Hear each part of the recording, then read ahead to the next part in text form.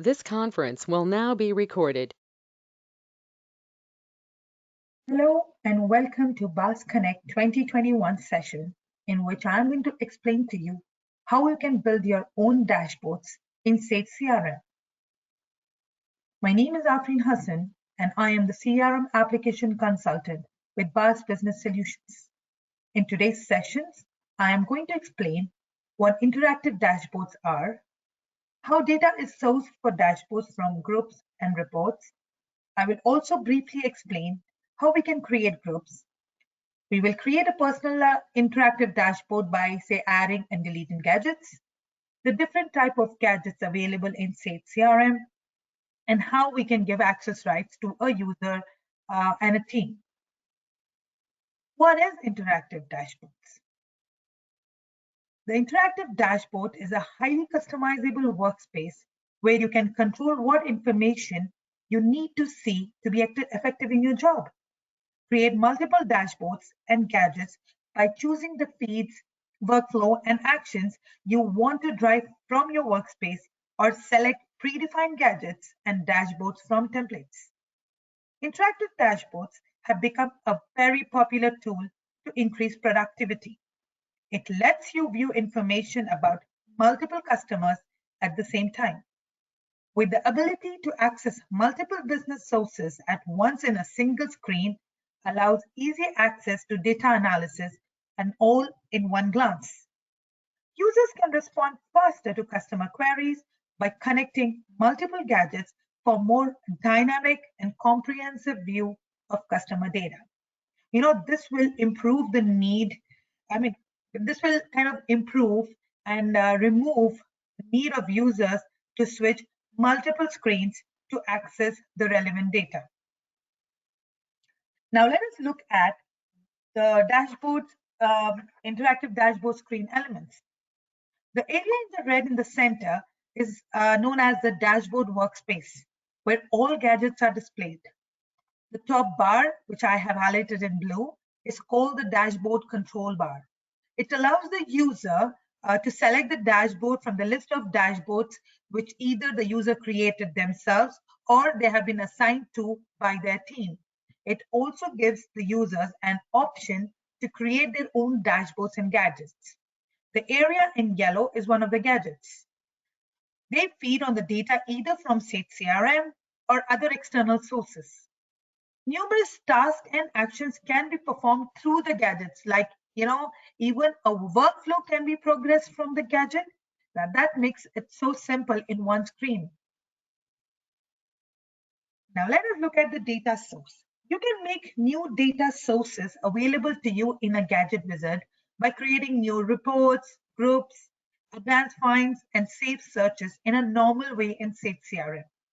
You can also add new data sources from S-data feeds. Let us now understand how data is sourced to the dashboard. One way is groups. In Sage CRM, we have two types of groups called the static and dynamic group. First, let us understand what a group means. A group is a defined set of records that belong to the same type of entity. We can create a group of person records or company records, or lead, cases, opportunities, etc., based on a filter criteria. Groups can be of two types, static group and dynamic group, which I had mentioned earlier. A static group stores the query that and the generated group of records that match the query criteria when you save the group. Static group creates a list of records that you can manage. Like, you can manually exclude or add new records by rerunning the query or manually adding records. Static groups are useful because they create a list of records that can be managed. A static group can allow individual records to be excluded from the group where they are necessary. On the other hand, a dynamic group stores only the query that generates the group content. Each time we open the dynamic group, the query runs and the group contents are refreshed.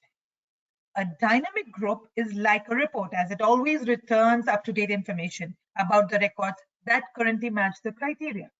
So if a record changes and no longer meets the group criteria, it is no longer included in the group. So you understand, right? We cannot manually exclude or include groups, include the records in a dynamic group. Instead, we might have to change the entire query. Or let's see how we can create a group using the Find screen. Groups can be created by the group option available under your My CRM tab. The another way to create a group is using the Find screen. I am doing a search on a company and generating all the records in a company with the company based out of Toronto. As you can see in the highlighted portion, I have entered the city name as Toronto, and I have clicked on the Find button, and now you can see a list of companies being generated. Once the records are generated, you have to click on the action button on the right called Create New Group, as you can see. Once done, a pop-up window appears asking the user to fill the details such as the name of the group, any short description about the group, while you can also make this group private or available to all users to access it. It all depends on your choices. You can also choose to make this group either a dynamic group or a static group. Once you made your choices and the selection, you have to click on Save. Once it is saved, you can verify the details of the group that you just created by checking the list under My CRM Groups. As you can see the highlighted part in the image, the group is saved with all the details given. You can now click on the name of the group to view all the records generated based on the query. Another way to feed data to the dashboard is from reports. State CRM reporting is a core CRM feature that provides businesses with summaries of performance metrics relevant to a role of each team member.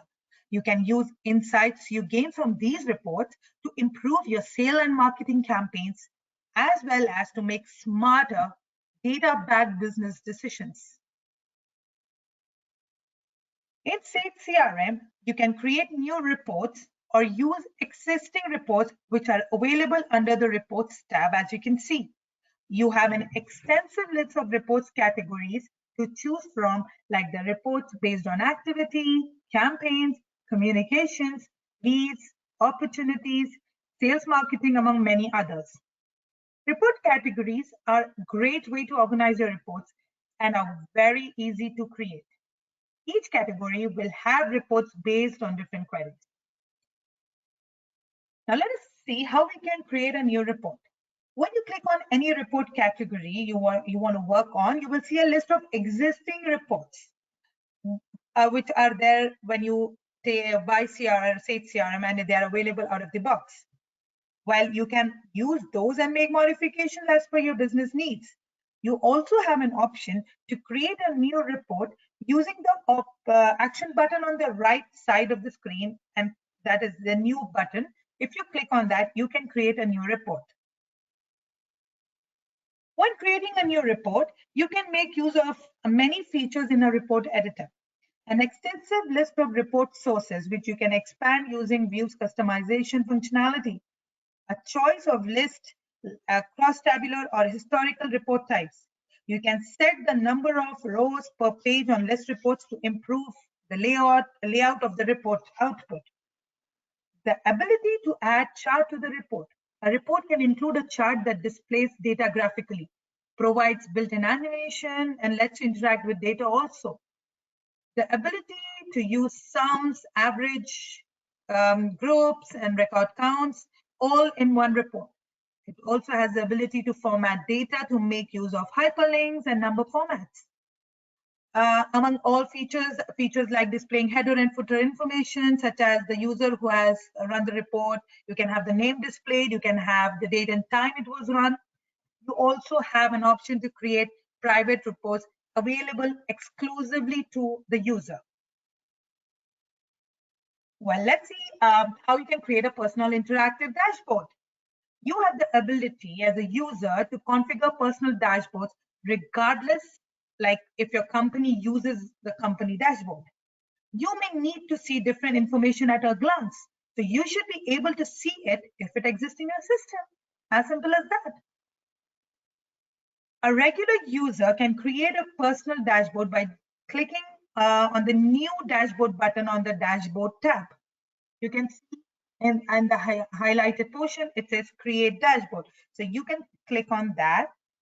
A user can choose from an existing template. A user could use the features to get a view of stock features like appointments, tasks, notification, calendar. They might even want to generate a specific report to show on their personal dashboard. Once you click on the create dashboard option, a pop-up window will prompt you to select the type of dashboard you want and to name the dashboard. You can also add a short description about your dashboard. There are two layout options, as you can see, for creating a dashboard. One is the fixed layout. Second is the flexible layout. In the fixed layout, well, this has 3 columns, gadget display of all of same size, and it's a fixed layout. But in flexible layout, it enables user to reposition and resize the gadgets within the dashboard, offering maximum personalization, and that's being my favorite too. After entering the data and you click OK, it will create a blank dashboard. Once you create that, let's see how you can add different gadgets to the dashboard. Well, users can add, delete, and make modifications to the gadgets in a particular dashboard. Let's see how you can add a gadget to the dashboard. To add a gadget to the dashboard, make sure the dashboard you want to add the new gadget to is displayed on your workspace. Click on the new gadget action button. You have an option to either create a gadget or choose from an existing template. That's how you create add a gadget to the dashboard. Well, the way we can delete a gadget which is already added to the dashboard is simple. The only important thing to remember is the action to delete a gadget cannot be undone. The way to delete a gadget is to click on the X button, or you can say the close button on the top right-hand corner of a particular gadget. Once you do that, you will see a message window pop up saying, are you sure you want to delete this gadget? This action cannot be undone. I have highlighted that to show that this is the pop-up message. You can click on OK to proceed. This is how we can add and delete gadgets to a given dashboard. Now let us look at the various gadgets available in CRM, which displays data from the different data sources, which I have mentioned earlier in my presentation. Well, the first gadget I want to talk about is the calendar gadget. Using the calendar gadget, a user can drill into appointments, add quick appointments, scroll through their calendar, and filter by appointment status. So they don't have to go from the main screen into their calendar tab to view their appointment. Everything is visible in one gadget. The chart gadget, the second one in the list, allows users who have access rights to reports to analyze data at a glance through the use of report charts. The colorful display with drill down and report search capabilities makes the gadget a welcome addition to any dashboard.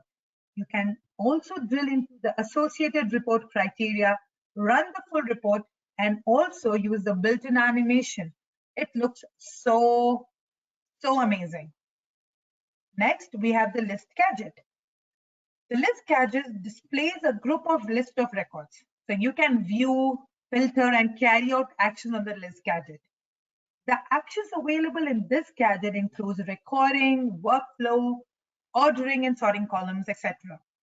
Another important feature about this gadget is the ability to link to another list or record gadget for dynamic filtering. This gadget data sources are dynamic group and mind you, not a static group. It has to be a dynamic group, reports, save searches, and save advanced finds. The main menu gadget gives us a quick access by adding multiple CRM or website icons in one gadget. It creates a powerful multi-purpose gadget.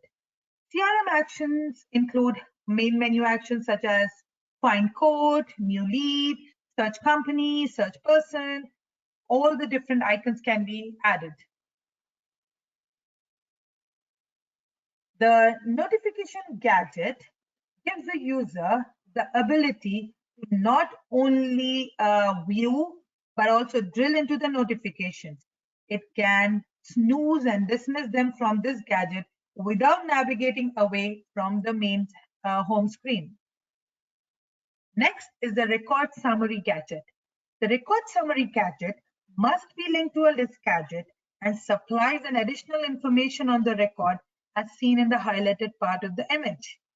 The name of the company has to be selected on the left side list gadget, and the additional information about that company is displayed on the record summary gadget on the right. So every time you click on another record, the details of that company changes in the record summary gadget. Next in line, we have the website gadget. On this gadget, I have linked the Sage website. You can type and paste the website address or select a content block set up by the system administrator. We should remember that not all websites are compatible with this gadget.